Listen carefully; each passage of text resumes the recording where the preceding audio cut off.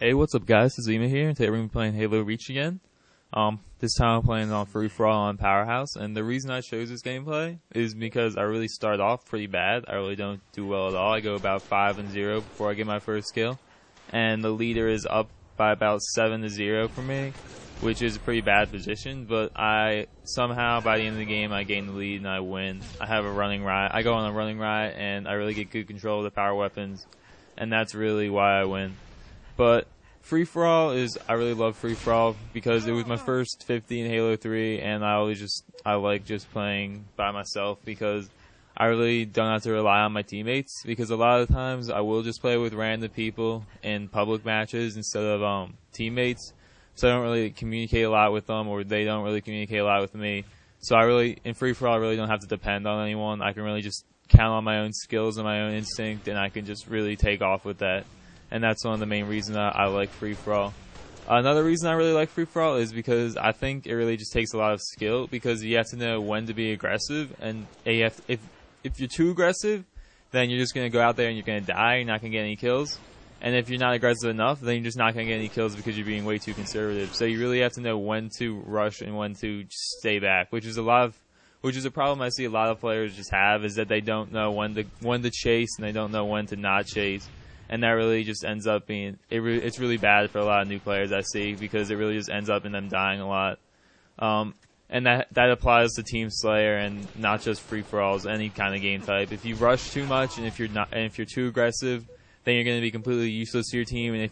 And then again, if you're not aggressive enough, you're just going to be completely useless again. So that's another thing I like about Free For All, is that it takes a lot of skill, which is something I do enjoy. I do enjoy mastering something and getting the skill curve down and really just excelling at something, and that's Free For All for me.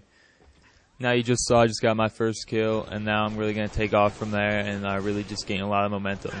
And that's another thing about Free For All, is that it's really all about momentum.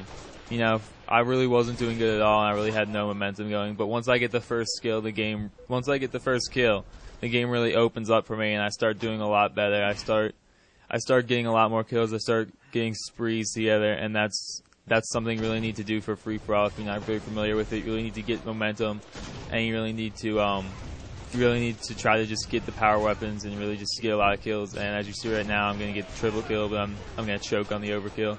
So close. That DMR bloom gets me every time.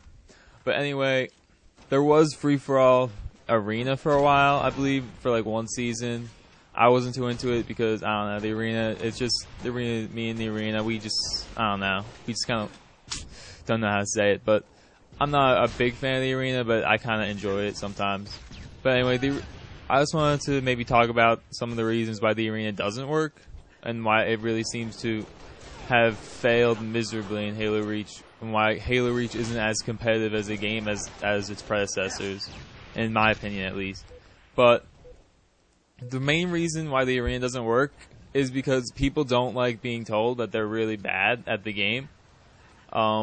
Basically, when you get that arena ranking, it just hits you. It's like a slap on the face if you get like something you're not expecting. Like if you were expecting to get like gold, and you're like, yeah, I'm going to get gold. You're like, I'm amazing at this game. And then you get iron, that's like a slap to the face. You're like, what the heck? You're like, I thought I was really good at this game, and now this game is just telling me straight up that I suck, pretty much. And no offense to all you guys in the Iron Division, but it's just kind of like a slap to the face, and it really just turns people off, I think, that when the game just tells them that they suck. Whereas in Halo 3, the skill system, it was kind of like a general like realization, like eventually, that you suck, is that you can't get to the next skill level. Like, I'm just not really good enough to get to the next skill level. I think I've reached my limit. And it kind of takes a while for that to happen. But in Halo Reach, it just kind of slaps you over the head, like, wow, I'm really bad at this game. I had no idea this entire time. And that's one of the main reasons, I think, why the arena doesn't work.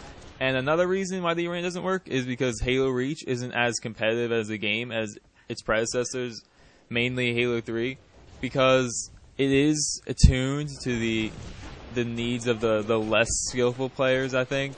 The armor abilities and the DMR bloom really are for the good of the less skilled players, because the DMR Bloom adds randomness to the game, and the armor abilities add another element of randomness because you don't know what the other guy has. And again, they add this level of like unskilled, like armor lock, and it's just ridiculous. It doesn't help at all at free for all, but people still use it because you're just gonna die anyways. Now there is about a minute left in this commentary, and as you can see, I'm gonna get 10 kills in this next minute. I'm gonna really own with this hammer for some reason. I don't know. I guess I'm just the hammer boss.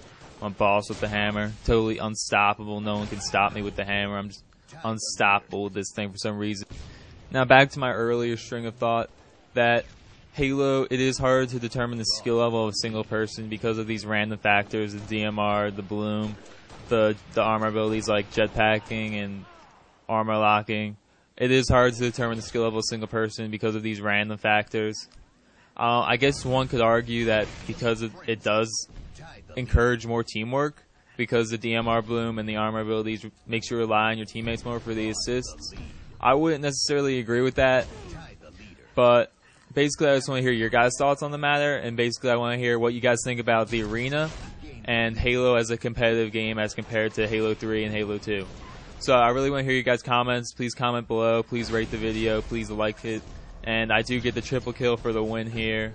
But as a little fun tidbit, this is the Ombi Slayer guy, the person I just came back on. He sends me an angry message after the next game after I get matched up with him again and beat him again.